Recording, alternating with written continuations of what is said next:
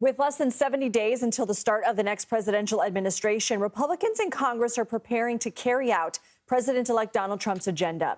It's still unclear which party will control the House of Representatives. CBS News characterizes it as lean Republican. In the Senate, Republicans were able to take control of the upper chamber by at least a 2-seat margin. One race in Pennsylvania has yet to be called, but CBS News rates it as lean Republican. With the majority decided, the Senate Republican Conference is planning to hold a vote Wednesday to elect its new leader. Mitch McConnell said earlier this year he would step down from the role. 3 senators are in the running. They're on your screen: John Thune of South Dakota, John Cornyn of Texas, and Rick Scott of Florida. Trump is already making his preferences known for the next Senate Republican leader. He posted on social media over the weekend saying that anyone seeking the position, quote, must agree to recess appointments. We're going to get into that in a second with CBS News congressional correspondent Nicole Killian. So, Nicole, what is a recess appointment, and what have the Senate leadership candidates said about it?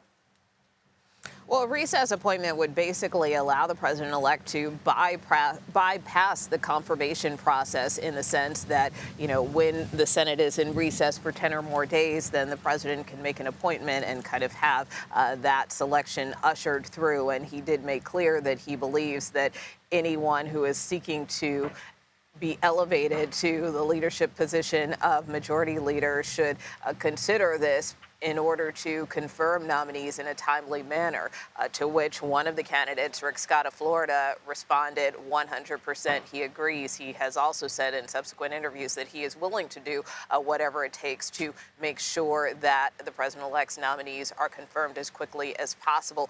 The other 2 candidates in this race, Majority Whip John Thune and Senator John Cornyn of Texas, have both expressed an openness to the proposal, but haven't kind of made that full-throated endorsement that Scott has, other than to say that they are open to considering all options on the table to help advance the president-elect's nominees and agenda. So besides circumventing traditional procedures to confirm Trump's appointments, what else would the next Senate majority leader be tasked with, and how much influence should we expect Trump to have over him?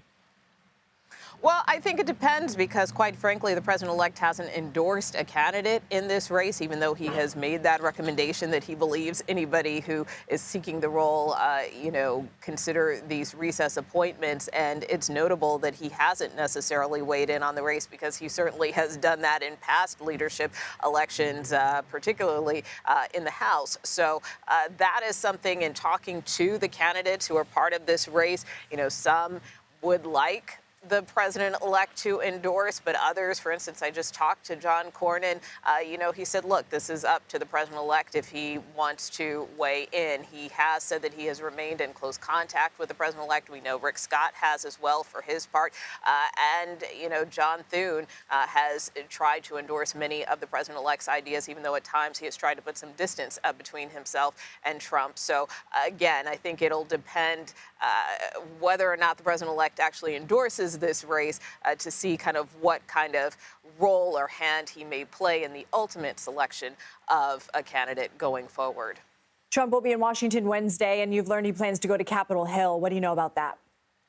Yeah, that's right. Well, we learned about this from Speaker Mike Johnson, who kind of let it slip at a news conference earlier today, that the president-elect will be meeting with House Republicans. It's unclear if he'll meet with Senate Republicans at this point, but we do know that the former president was here just this summer strategizing with Republicans in both chambers for this very possibility that they could potentially have a trifecta in the House and the Senate if he were to win the White House, and what that would look like. So in terms of Speaker Johnson, he has said that in terms of tomorrow's meeting with House Republicans, this is really an opportunity for members to kind of have that FaceTime with the president-elect, congratulate him on a race well run, and kind of have that opportunity to congratulate him after a very busy election season. Nicole Killian, thank you.